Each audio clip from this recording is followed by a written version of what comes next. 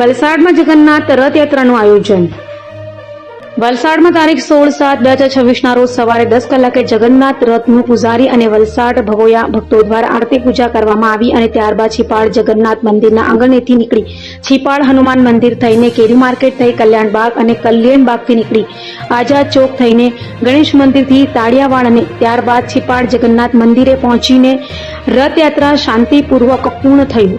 આ જગન્નાથ રથયાત્રામાં પૂજારી અને ભક્તો અને વલસાડ સિટી પોલીસ બંદોબસ્ત સાથે કરવામાં આવેલ છે.